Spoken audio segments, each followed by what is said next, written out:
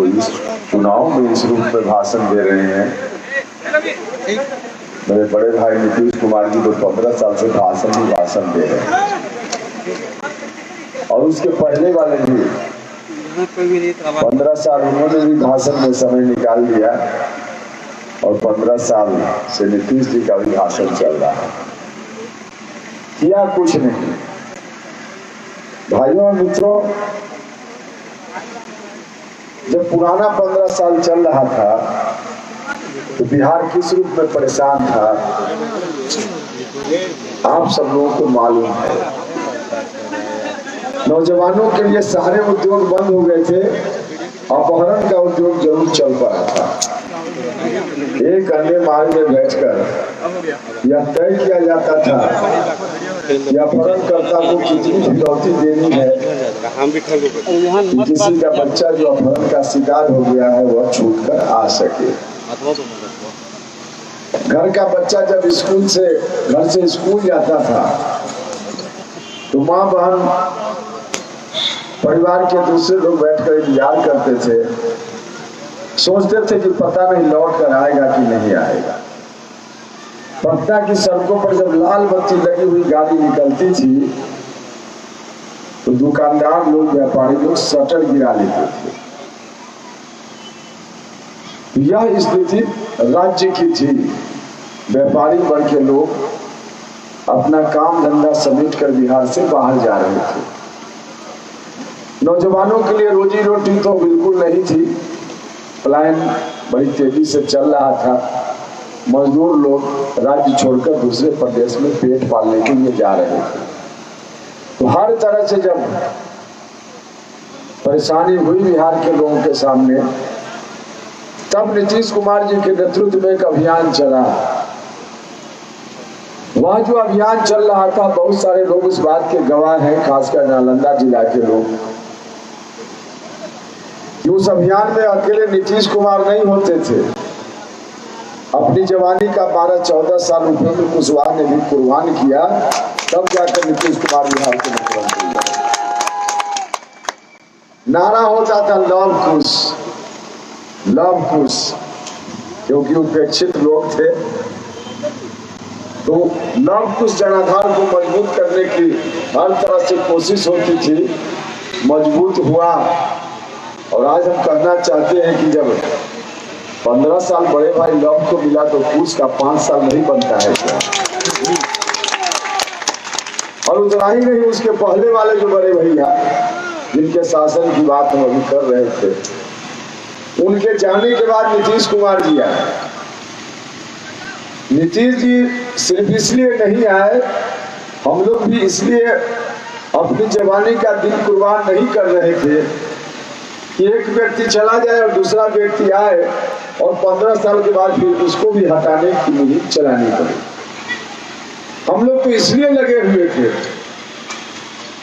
कि मन में एक उम्मीद थी, जाएंगे पहले वाले, नीतीश कुमार आएंगे तो बिहार के गांव में रहने वाले लोगों की तकदीर बदलेगी। लेकिन हुआ क्या, उस वक्त भी गांव के सरकारी स्कूल में पढ़ाई लिखाई बंद थी।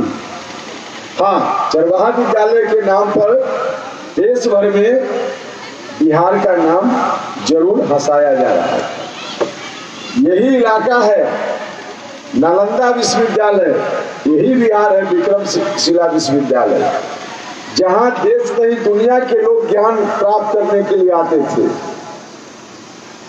क्या हो गया इस बिहार को? अब यहाँ के नौजवानों के लिए पढ़ाई लिखाई नाम की कोई चीज नहीं। पहले तो बड़े भाई ने बर्बाद किया, जिनके ऊपर उम्मीद हुई बाद में कि आएंगे नीतीश जी तो करेंगे ठीक ठाक, और दुर्दशा का शिकार हो गया। शिक्षा और पूरे तौर से चौपट हो गई। आज शिक्षक के बिना विद्यालय चल रहे हैं, लाखों पद टीचर के खाली हैं, और जो मास्टर साहब बहाल हुए हैं, मास्टर साहब अनपढ़ नहीं है, कम पढ़े लिखे हैं, अनपढ़ नहीं है। बोलने दीजिए, अरे बोलने दीजिए, आपस में झगड़ा मत कीजिए। देखिए उनके मन की बात कर रहे हैं, हम लोग सीरियन पर कह देंगे तो मास्टर साहब नाराज हो जाएंगे हमारे ऊपर, इसलिए हम नहीं बोल रहे हैं कि सच बात बता रहे हैं। देखिए लेकिन उनका दोष नहीं है जो लोग मास्टर ग्रुप में बहाल हुए हैं, दोष सरकार का है। नीतीश कुमार मुख्यमंत्री बने और इन्होंने नीति अपनाई। मीडिया के लोगों को याद होगा, अखबार में खबर छपती थी, डिग्री लाओ और नौकरी पाओ। तो डिग्री लाओ और नौकरी पाओ, तो डिग्री इसी जिला के एक बड़े घराने में डिग्री भी बिकती थी, बिहार के लोगों को मालूम है। पैसा से डिग्री खरीद कर लोग ले आते थे, आवेदन करते थे और टीचर बन जाते थे। बाद में जब लोग सजग हुए, जांच पड़ताल कुछ शुरू हुआ, तब कुछ लोगों ने स्वतः नौकरी छोड़ दी और घर बैठ गए। तो ऐसी स्थिति राज्य सरकार की गलत नीति के चलते लोग आ गए, खुद से नहीं आ गए घर से उठकर। राज्य की सरकार ने नीति ऐसी बना दी, डिग्री लाओ नौकरी पाओ। भाइयों और बहनों, हम आप यदि 12 बजे रात में अपना दरवाजा खोल देंगे तो घर के अंदर चोर आएगा, वह दोषी कम होगा। दरवाजा खोलकर 12 बजे रात में जो सोएगा वह दोषी ज्यादा होगा। तो सरकार ने दरवाजा इस रूप में खोल दिया कि लोग आ गए, और कोई भी आ गया तो हमारे आपके घर का है, बाहर का नहीं। सरकार की गलती के चलते जो लोग आ गए हैं, हमने तो कहा है, जो घोषणा पत्र हमने जारी किया पढ़िएगा। पहले ही से हम लोगों ने सुझाव दिया था बिहार की सरकार को कि यह काम कीजिए, शिक्षा में सुधार होगा। नहीं किया नीतीश जी ने। हमारी सरकार बनेगी तो सबसे पहले उन सुझावों को लागू करने का काम करेंगे। मास्टर साहब 2-3 तरह के हैं। एक मास्टर साहब है जो पढ़ा सकते हैं, उनके अंदर क्षमता है। सबके सब मास्टर साहब गड़बड़ नहीं है, पढ़ा सकते हैं। तो जो पढ़ा सकते हैं उनको भी सरकार ने खिचड़ी पकाने का काम दे दिया है। अब मास्टर साहब खिचड़ी पकाएंगे, दाल चावल का हिसाब रखेंगे कि पढ़ाएंगे? ठेकेदार बना दिया मास्टर साहब को नीतीश जी ने। अब जो मास्टर साहब ठेकेदारी में लग गए, स्कूल का बिल्डिंग बनवा रहे हैं, तो ईंटा का, बालू का, गिट्टी का, छड़ का दाम लिखेंगे कि पढ़ाने का काम करेंगे, तो वही काम कर रहे हैं। देखिए बच्चों के लिए खाना पीना भी जरूरी है, खिचड़ी भी बंद नहीं की जा सकती, वह भी जरूरी है। लेकिन देश के कई दूसरे राज्य हैं, हम तो रहे हैं भारत सरकार में मंत्री, हमने देखा है कई दूसरे राज्यों में खिचड़ी पकाने खिलाने का काम होता है स्कूल में, लेकिन कोई दूसरी एजेंसी करती है। मास्टर साहब को उससे कोई मतलब नहीं। मास्टर साहब का काम है पढ़ाना, तो मास्टर साहब पढ़ाने का काम है। यही व्यवस्था बिहार में भी हम लाएंगे। आप लोगों ने ताकत दी तो जिसका काम पढ़ाना वह पढ़ाएगा, जिसका काम खिचड़ी पकाना वह खिचड़ी पकाएगा। तो ऐसी व्यवस्था होगी ताकि बच्चे खाएं भी और पढ़ाई भी हो। तो जो मास्टर साहब पढ़ाने वाले हैं उनको इस सब काम से मुक्ति, ताकि पढ़ाने के काम में लगे। कुछ मास्टर साहब जिनको और थोड़ा प्रशिक्षण के लिए वो अच्छी पढ़ाई पढ़ा सकते हैं, तो उनके लिए वैसा इंतजाम। कुछ है जो बिल्कुल नहीं पढ़ा सकते हैं, हमारे आपके घर के हैं, हमारे आपके घर के नहीं पढ़ा सकते हैं, लेकिन जब सरकार की नीति के चलते आ गए सिस्टम में, उनको भी सीधे घर वापस नहीं करना है। हाँ, उनको स्कूल से हटाकर, जहाँ पढ़ने लिखने का काम है वहां से हटाकर दूसरे विभाग में ले जाकर उनकी भी नौकरी पक्की करेंगे, लेकिन स्कूल में सिर्फ पढ़ाने वाले लोगों को रखेंगे। तो इसलिए उनका भी काम चल जाएगा, पढ़ाई लिखाई भी दुरुस्त हो जाएगी।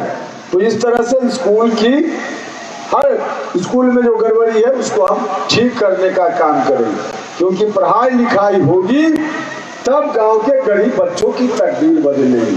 पढ़ाई लिखाई नहीं होगी तो गरीब लोगों की तकदीर कभी नहीं बदल सकती। पैसे वाले लोगों के साथ भी यही बात है, लेकिन पैसे वाले लोगों को दिक्कत नहीं, बाल बच्चों को पढ़ाना है, पैसा है, प्राइवेट में पढ़ा लेते हैं। लेकिन गरीब आदमी कहाँ पढ़ाएगा? गरीब आदमी वही पढ़ाएगा जहाँ पढ़ाई लिखाई चौपट है। भाइयों और बहनों, शिक्षा में सुधार सबसे पहली जरूरत है। अब गरीब लोग बीमार पड़ते हैं, सरकार की ड्यूटी है कि गरीबों के लिए इलाज का अच्छा इंतजाम करें, लेकिन गरीब लोग बीमार पड़ते हैं, अमीर लोग भी बीमार पड़ते हैं। तो अमीर लोग बीमार पड़ते हैं तो उनके लिए सरकारी अस्पताल में नहीं जाते इलाज कराने, पैसा है प्राइवेट अस्पताल में चले जाते हैं। गरीब आदमी कहाँ जाएगा? उसी सरकारी स्कूल में उसी सरकारी अस्पताल में कोई इलाज नहीं है, तो इलाज का मुकम्मल इंतजाम भी करना पड़ेगा ताकि गरीब लोगों का इलाज बीमार पड़ने पर ठीक से हो सके। भाइयों और बहनों, मैं आपको बताना चाहता हूँ, दिल्ली के सरकारी स्कूल में जब अच्छी पढ़ाई लिखाई की व्यवस्था हो सकती है, दिल्ली के सरकारी अस्पताल में अच्छा इलाज हो सकता है, तो बिहार के सरकारी स्कूल में अच्छी पढ़ाई क्यों नहीं हो सकती है? बिहार के सरकारी अस्पताल में अच्छा इलाज क्यों नहीं हो सकता है? सब कुछ हो सकता है। नौजवानों को रोजगार भी इसी मिट्टी में मिल सकता है, मजदूरों को इसी धरती पर रोजी रोटी रोजगार मिल सकता है। तो सब कुछ हो सकता है, लेकिन करने वाला होना चाहिए। 15 साल में नहीं किया बड़े भाई ने, 15 साल में नहीं किया मझले भाई ने, एक बार आग्रह है कि छोटा भाई उपेंद्र कुशवाहा को 5 साल देने की कृपा कीजिए। आप सब लोगों ने ताकत दी तो हर तरह से हम बिहार की तकदीर को बदलने का काम करेंगे। इसलिए हम आपसे कहने आए हैं, अब इधर उधर की बातों में मत पड़िए, इधर उधर की बातों में पड़िएगा। कई लोग आएंगे, कुछ कहेंगे और उसके आधार पर फिर आपको भ्रम में लाने का प्रयास करेंगे और कहेंगे यह हो जाएगा, वह हो जाएगा। इसलिए हमको वोट दीजिए भाइयों और बहनों। जो लोग भी कहेंगे कि यह हो जाएगा, वह हो जाएगा, उनकी बातों में आकर उनको वोट दे दीजिएगा।